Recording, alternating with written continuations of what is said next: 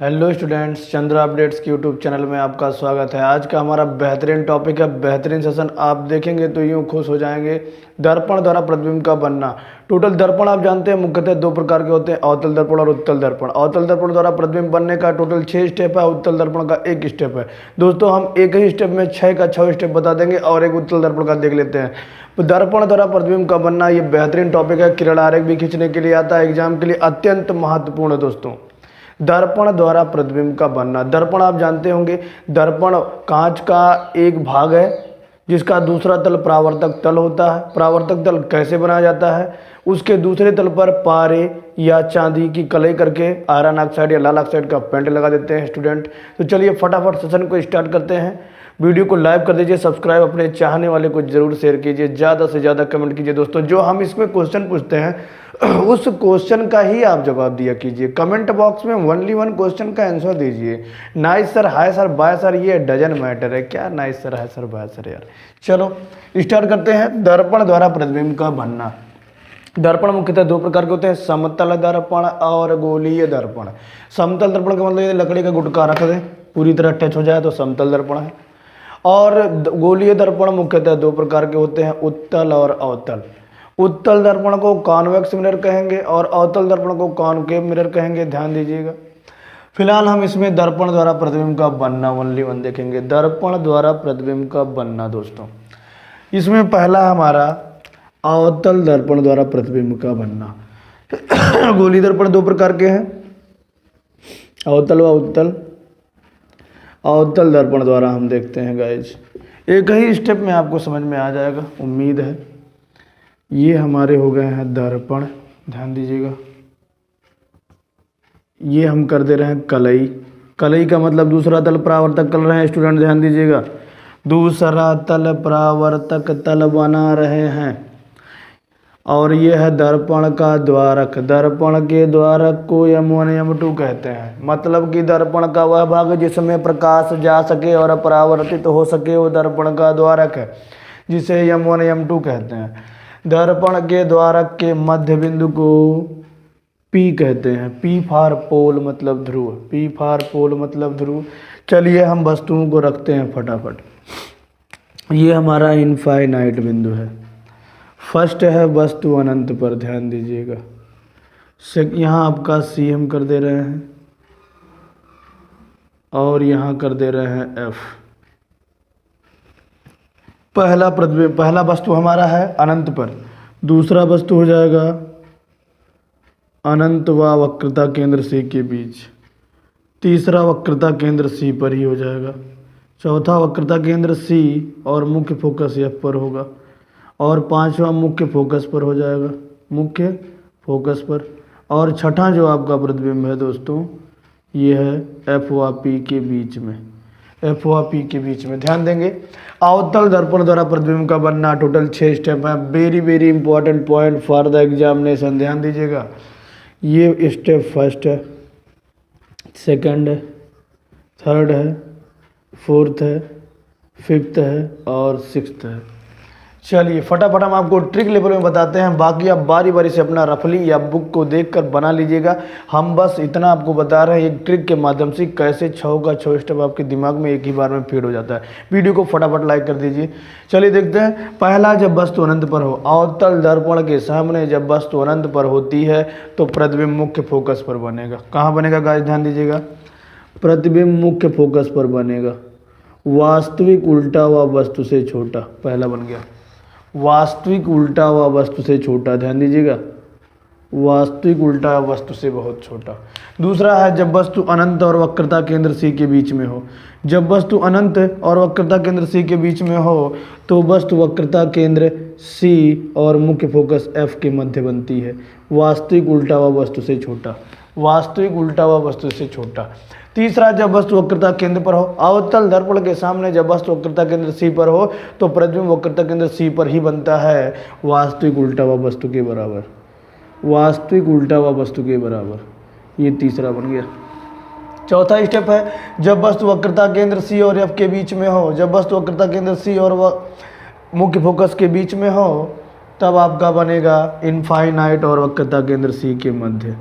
Infinite वक्रता केंद्र सी के मध्य, वास्तविक उल्टा व वस्तु से बड़ा, वास्तविक उल्टा व वस्तु से बड़ा चौथा स्टेप है गाइज।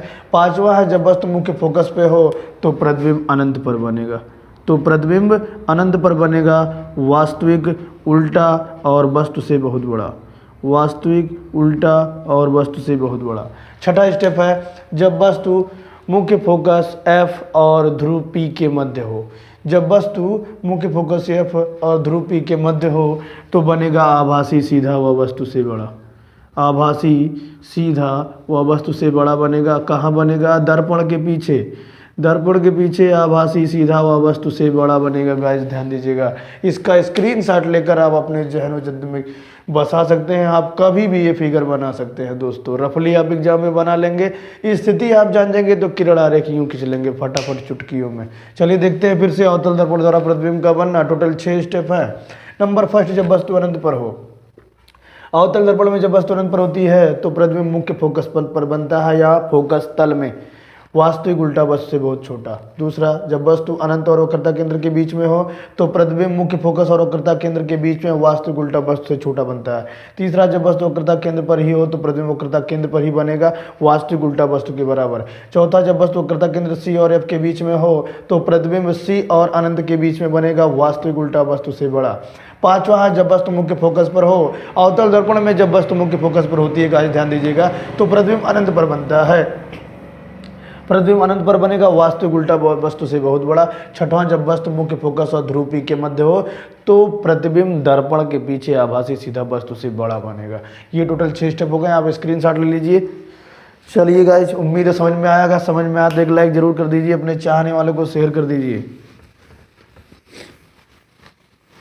चलिए अब हम देखते हैं उत्तल दर्पण द्वारा प्रतिबिंब का बनना। चलिए गाइस देखते हैं उत्तल दर्पण द्वारा प्रतिबिंब का बनना।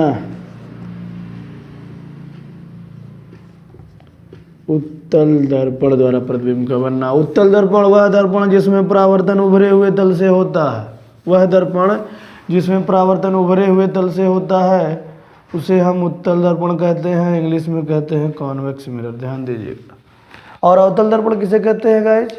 वह दर्पण जिसमें परावर्तन दबे हुए तल से होता है, कलई बाहर होती है। उत्तल दर्पण में वस्तु की प्रत्येक स्थिति के लिए, वस्तु कहीं भी हो गाइस ध्यान दीजिएगा, चाहे अनंत पर हो या सामने, वस्तु की प्रत्येक स्थिति के लिए एक ही जगह प्रतिबिंब बनेगा। ये आपका यूं चला जाएगा, परावर्तन हो गया, और दूसरा जो वक्रता केंद्र सी से होकर गया सीधा निकल गया, सीधा निकल गया। ये वस्तु हो गई, ये वस्तु हो गई गाइस ध्यान दीजिएगा। अब इसको हम आभासी रूप से पीछे बढ़ाएंगे, आभासी रूप से पीछे बढ़ाएंगे गाइस ध्यान दीजिएगा, जो मुख्य फोकस से होकर जाएगा। यहाँ प्रतिबिंब बना, यहाँ प्रतिबिंब बना, आभासी सीधा वस्तु से छोटा। ध्यान दीजिएगा, उत्तल दर्पण में वस्तु की प्रत्येक स्थिति के लिए प्रतिबिंब दर्पण के पीछे बनेगा, आभासी सीधा और वस्तु से बहुत छोटा बनेगा। ये उत्तल दर्पण द्वारा प्रतिबिंब का बनना हो गया। वस्तु अनंत पर है तब भी वही बनेगा, और वस्तु मुख्य अक्ष पर कहीं भी रखी हो तो प्रतिबिंब वही बनेगा। उत्तल दर्पण के लिए कई स्टेप है गाइज। चलिए फटाफट हम दर्पण का यूज देख लेते हैं, फटाफट दर्पण का यूज देख लेते हैं। स्क्रीनशॉट आप ले सकते हैं। चलिए दर्पण का यूज देख लेते हैं। Use of mirror. पहला है अवतल दर्पण का उपयोग। सॉरी गाइज, अवतल दर्पण का उपयोग। चलिए यहाँ देखते हैं अवतल दर्पण का उपयोग। फर्स्ट है गाड़ियों की हेडलाइट।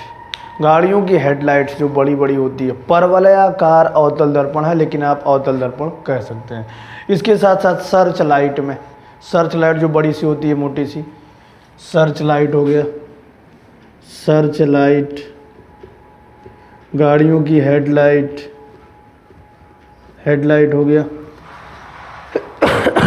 इसके अतिरिक्त डॉक्टरों में यूज में, डॉक्टर आँख कान नाक गला, आँख नाक गला आदि का परीक्षण करने के लिए डॉक्टर द्वारा जो दर्पण यूज किया जाता है वो अवतल दर्पण है गाइस, ध्यान दीजिएगा अवतल दर्पण। चलिए इसके बाद देखते हैं उत्तल दर्पण। सौर भट्टियों में प्रकाश के अवशोषक के लिए जो दर्पण लगाया जाता है वो भी अवतल है। सौर भट्टियों में ध्यान दीजिएगा। सर्च लाइट में, गाड़ियों की हेडलाइट में परवलयाकार अवतल दर्पण है, लेकिन आप अवतल दर्पण कह के काम चला सकते हैं। डॉक्टर द्वारा आँख, कान, नाक, गले का परीक्षण करने के लिए जिस दर्पण का यूज किया जाता है उसका नाम अवतल दर्पण। गाइस ध्यान देंगे, फटाफट उपयोग बहुत पूछता है, कंपटीशन लेवल में भी ये पूछता है। उसके बाद उत्तल दर्पण का यूज, उत्तल दर्पण का उपयोग ध्यान दीजिएगा, बेहतरीन फैक्ट है ये। उत्तल दर्पण का यूज पहला तो गाड़ियों में पीछे का दृश्य जो साइड मिरर होता है, साइड मिरर गाड़ियों में चाहे 2 व्हीलर हो या 3 व्हीलर हो या 4 व्हीलर हो, ये मिरर है। गाड़ियों में जो साइड मिरर होता है पीछे का दृश्य देखने के लिए वाहन चालक के पास लगा होता है। वाहन चालक के पास या ड्राइवर के पास पीछे का दृश्य देखने के लिए जो दर्पण लगा होता है गाइस, उसका नाम है उत्तल दर्पण। क्या नाम है?